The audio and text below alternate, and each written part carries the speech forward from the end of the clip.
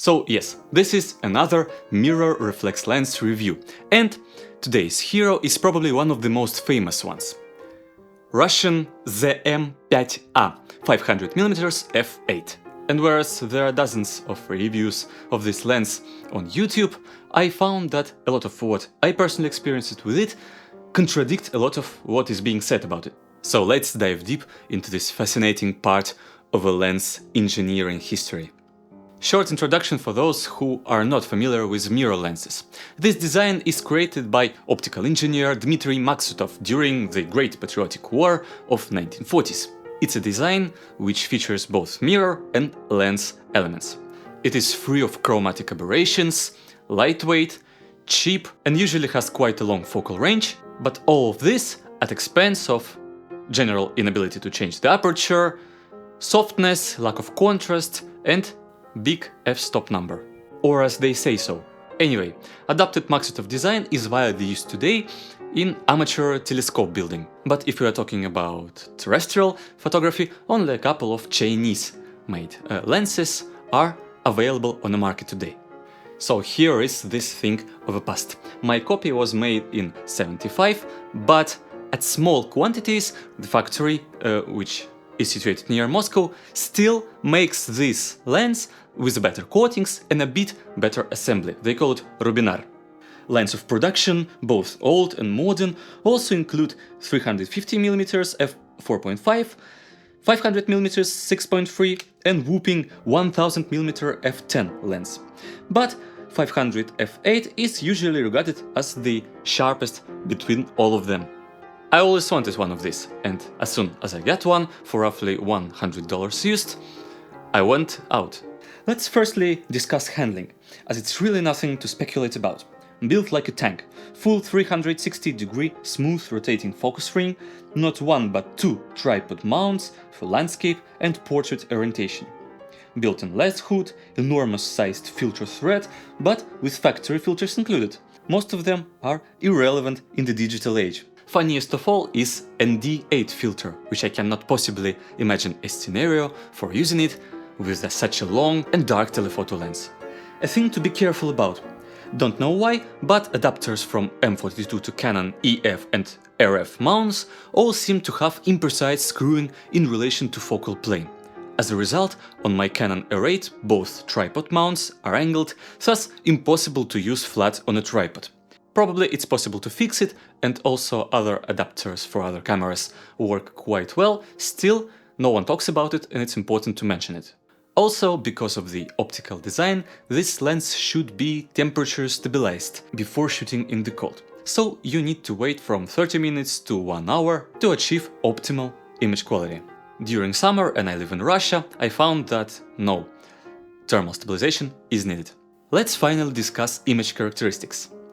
Mirror reflex lenses are usually disliked because of low contrasts and softness. I found it to be rather incorrect with this lens. I experienced no problems with contrast. Everything you see here is a JPEG straight out of camera or very lightly modified. So there is almost no color or contrast correction. Contrast levels stay pretty strong in both direct sunlight and overcast. Topic of sharpness, however, is more difficult. I found the lens to be very reasonably sharp from approximately 10 meters to infinity. You can't really extreme crop on this, but more moderate crops can definitely be performed, and even on my 50 megapixel Sony A7IIIR I don't see any problems with sharpness. Closer to minimal focus distance though, it does get less sharp. On these pictures, which are shot actually below specified minimal focus distance of 4 meters, it was roughly 3 meters, I think you can see that on a pixel peeping level it is difficult to find any sharp object in a frame. For an internet picture, I think it still would be enough. I also tried testing it with charts, and it also showed some softness in minimal focus distance, though pretty uniform, as it doesn't get much softer in mid-frame and corners. By the way, you actually can use this lens on a medium format if you're a pervert. From 10 to 50 meters, I think, is a sweet spot of a lens. Not only it's quite sharp there, but also focusing in this distance is the easiest. If you get closer, depth of field becomes dramatically thin, which is the case for all telephoto lens. Believe me or not, it is actually quite hard to focus on infinity, as by design it has a big overrun of infinity to help with temperature stabilization. Here is the Cathedral of Christ the Savior, shot from 1 kilometer, and here is building which is 500 meters apart, and it's clearly not in focus.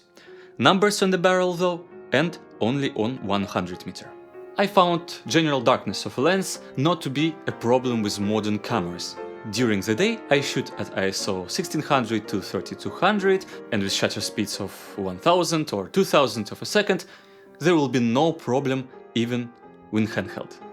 During the night though, you'd better get some sleep and don't touch your camera and this lens at all.